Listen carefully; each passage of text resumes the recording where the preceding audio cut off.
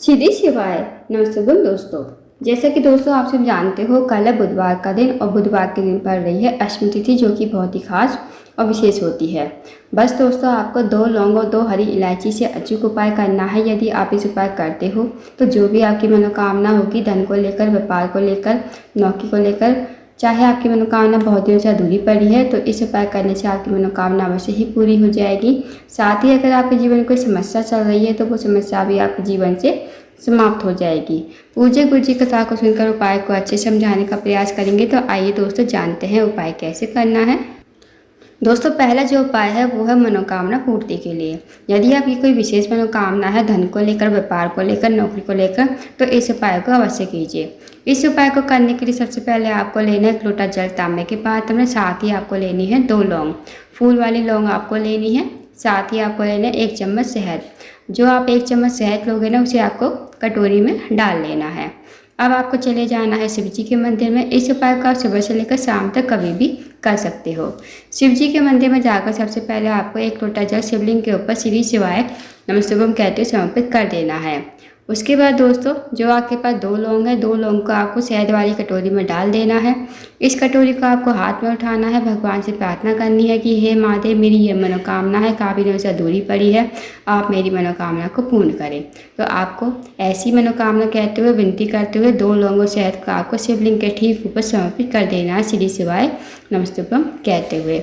उसके बाद आपको 2 मिनट मंदिर बैठना है, श्री शिवाय नमस्तुभ्यम का जाप करना है। फिर आपको भगवान को प्रणाम करके, विनती करके आपको अपने घर पर आ जाना है। तो दोस्तों, करके देखिएगा, बहुत ही अचूक विशेष उपाय है। इस उपाय यदि आप करते हो तो जो भी आपकी मनोकामना होगी, धन को लेकर, व्यापार को लेकर, वो आपकी मनोकामना अवश्य ही पूरी हो जाएगी।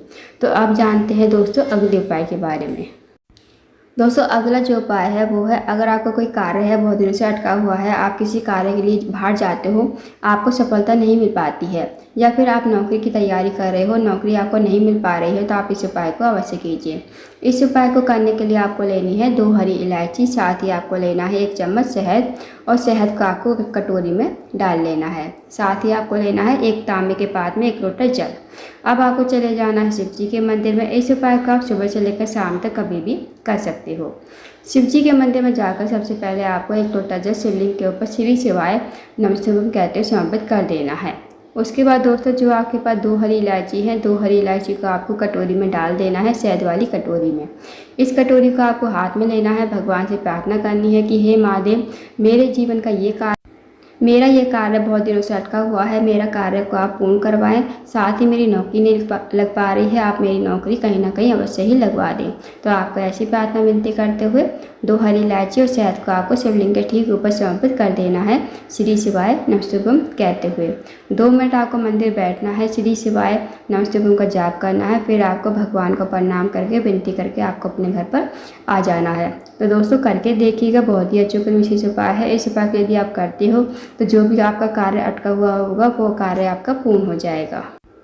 अब जानते हैं दोस्तों अगले उपाय के बारे में। अगला जो उपाय है दोस्तों वह है, अगर आपके घर में कोई व्यक्ति काफ़ी दिनों से बीमार पड़ा है, उसकी जो बीमारी है दूर होने का नाम नहीं ले रही है, तो आप इस उपाय को अवश्य कीजिए। इस उपाय को करने के लिए सबसे पहले आपको लेना है 1 लोटा जल तांबे के पात्र में। साथ ही आपको लेना है 1 बेलपत्र। अब जो आप दोस्तों बेलपत्र लोगे ना, कहीं से कटी फटी खंडित नहीं होनी चाहिए, इस बात का ध्यान रखना। अब आपको चले जाना है शिव जी के मंदिर में। शिव जी के मंदिर में जाकर सबसे पहले आपको 1 लोटा जल शिवलिंग के ऊपर श्री शिवाय नमस्तुभ्यम कहते हुए समर्पित कर देना है।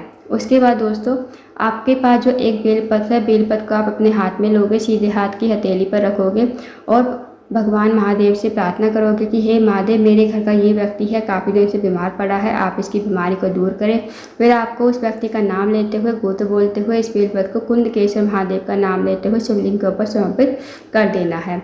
2 मिनट आपको मंदिर बैठना है, श्री शिवाय नमस्तुभ्यम का जाप करना है। अब आपने जो बेलपत्र चढ़ाई थी ना शिवलिंग के ऊपर, वो आपको महादेव से विनती करते हुए उसी के रूप में आपको अपने घर पर लेकर आनी है।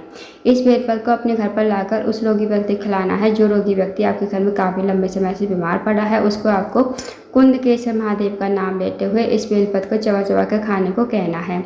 यकीन मानिए दोस्तों, यदि आप इस उपाय कर लेते हो तो जो भी आपकी घर में रोगी व्यक्ति है, उसकी जो रोग है, बीमारी है, धीरे धीरे दूर हो जाएगी।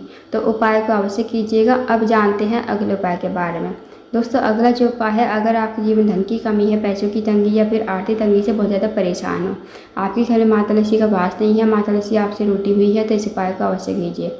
इस उपाय को करने के लिए सबसे पहले आपको लेना है एक लोटा जल तांबे के पात्र में, साथ ही आपको लेने हैं 2 कनेर के फूल। अब जो आप 2 कनेर के फूल लोगे ना, वो पीले कलर के होते हैं और भगवान शिव को अति प्रिय होते हैं, तो वो आपको 2 कनेर के फूल लेने हैं। अब आपको चले जाना है शिव जी के मंदिर में।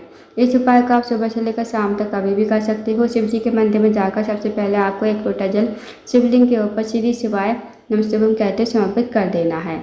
अब जो दोस्तों आपके पास 2 कनेर के फूल है ना, 2 कनेर के फूल को आप अपने हाथ में रखोगे, भगवान से प्रार्थना करोगे, हे महादेव मेरे जीवन धन की कमी है, पैसों की तंगी है, आर्थिक तंगी से बहुत ज़्यादा परेशान हूँ, माता लक्ष्मी का हमारे घर में वास नहीं है, माता लक्ष्मी हमसे रूठी हुई है, आप कुछ ऐसी कृपा करें कि हमारे जीवन में धन की वृद्धि हो, धन प्राप्ति हो, माता लक्ष्मी हमारे घर में हमेशा वास करें। तो आपको ऐसी प्रार्थना विनती करते हुए 2 कनेर के फूल को आपको शिवलिंग के ठीक ऊपर समर्पित कर देना है श्री शिवाय नमस्तुभ्यम कहते हुए। उसके बाद आपको 2 मिनट मंदिर बैठना है, श्री शिवाय नमस्तुभ्यम का जाप करना है। अब आपको भगवान को प्रणाम करके विनती करके आपको अपने घर पर आ जाना है।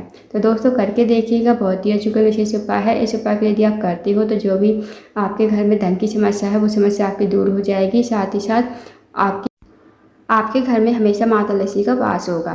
तो दोस्तों इस उपाय को अवश्य कीजिएगा। तो दोस्तों ये थे कुछ विशेष उपाय जो आपको बुधवार की अष्टमी तिथि के दिन करने हैं। इन उपाय को अवश्य कीजिए। अगर आपको जानकारी पसंद आई हो, वीडियो को लाइक करना, शेयर करना, चैनल को जरूर सब्सक्राइब करना, कमेंट बॉक्स में श्री शिवाय नमस्तुभ्यम हर हर महादेव जरूर लिखना।